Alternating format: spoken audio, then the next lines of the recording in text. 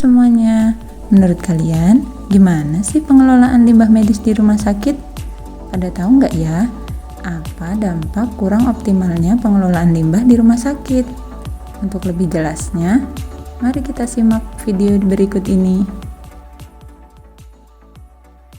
Pengelolaan limbah medis di Fasiankes mengacu pada Peraturan Menteri Lingkungan Hidup dan Kehutanan Nomor 56 Tahun 2015 tentang tata cara dan persyaratan teknis pengelolaan limbah B3 dari fasilitas pelayanan kesehatan dan Peraturan Menteri Kesehatan Nomor 7 Tahun 2019 tentang kesehatan lingkungan rumah sakit.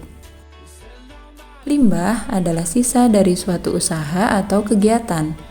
Limbah harus dilakukan pengelolaan dengan baik dan benar agar tidak menimbulkan masalah di lingkungan. Pengelolaan limbah sendiri adalah rangkaian kegiatan mencakup pengurangan limbah, pemilahan, pengumpulan, pengangkutan, penyimpanan sementara, pengolahan dan penimbunan limbah menggunakan cara yang benar serta memperhatikan aspek kesehatan, ekonomis, dan pelestarian lingkungan. Pengelolaan limbah wajib dilakukan dengan benar, terutama limbah infeksius. Hal ini mengingat limbah infeksius termasuk ke dalam kategori limbah berbahaya dan beracun. Sesuai Permen LHK Nomor 56 Tahun 2015, tata cara pengelolaan limbah infeksius, yaitu limbah infeksius dimasukkan ke dalam wadah berwarna kuning, kemudian dilakukan pengangkutan ke tempat penyimpanan limbah sementara sebelum dilakukan pengangkutan oleh pihak ketiga yang telah bekerja sama dengan rumah sakit. RSUD RAA Cokronegoro merupakan tempat penghasil limbah medis dalam jumlah yang besar. Sesekali masih ditemukan limbah yang tercampur atau tidak ditempatkan sesuai dengan jenis limbahnya, sehingga akan beresiko menimbulkan pencemaran lingkungan. Penyelesaian permasalahan tersebut menjadi tanggung jawab bersama di rumah sakit. Limbah yang belum terkelola secara optimal dapat menimbulkan masalah lingkungan, di mana setiap orang berhak untuk mendapatkan lingkungan hidup yang baik dan sehat. Kebayangkan jika kita hidup berdampingan dengan limbah yang tidak dikelola dengan baik, betapa berbahaya dan mengerikannya bagi pasien, keluarga pasien, pengunjung, maupun petugas kesehatan di rumah sakit. Tahapan pengelolaan limbah di rumah sakit yaitu yang pertama, tahap pemilahan dan pewadahan. Petugas melakukan pemisahan sesuai identifikasi karakteristik limbahnya.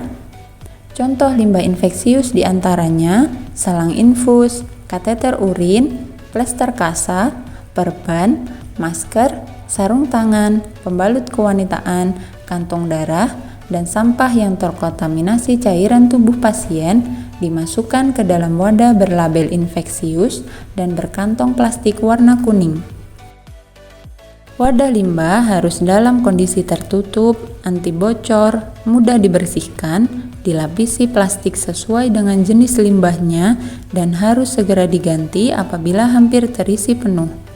Pada proses pemilahan ini menjadi penting karena ketika proses pemilahan tidak dilakukan dengan benar akan menjadi masalah di akhir proses pengelolaan limbah.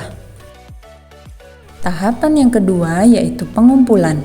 Petugas cleaning service melakukan pengumpulan limbah di ruangan menggunakan APD dan tata cara yang benar. Yang perlu diperhatikan adalah petugas cleaning service tidak diperkenankan mengikat wadah limbah dengan model telinga kelinci, melainkan menali wadah dengan memutar ujung atas plastik untuk membentuk kepang tunggal. Tahapan yang ketiga yaitu pengangkutan. Petugas cleaning service melakukan pengangkutan dengan wheel bin atau troli beroda menuju ke TPST. Tahapan yang keempat yaitu penyimpanan sementara. Sebelum dilakukan penyimpanan sementara, petugas cleaning service melakukan penimbangan limbah dan pencatatan di lembar yang sudah tersedia. Limbah yang sudah dibawa ke TPST disimpan dengan penataan yang sesuai standar sambil menunggu waktu pengambilan limbah oleh pihak ketiga. Tahapan yang kelima yaitu pengolahan atau pemusnahan. Rumah sakit bekerja sama dengan pihak ketiga atau perusahaan pengelola limbah yang mempunyai legalitas untuk proses pemusnahan limbah. Tahapan yang keenam yaitu pelaporan dan monitoring. Petugas sanitasi melakukan pelaporan dan monitoring pengelolaan limbah secara rutin dengan menyertakan bukti seperti lembar monitoring pengelolaan limbah di ruangan dan lembar manifest pengelolaan limbah dari pihak ketiga.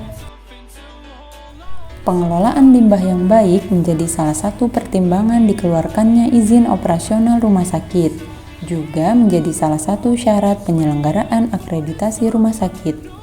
Ketika pengelolaan limbah di rumah sakit tidak benar, maka bisa berdampak tidak lolosnya akreditasi di rumah sakit. Mari kita kelola limbah yang aman dan benar. Tanggung jawab ini adalah milik kita bersama demi mewujudkan lingkungan yang sehat, aman dan nyaman menuju Indonesia sehat di masa kini dan mendatang.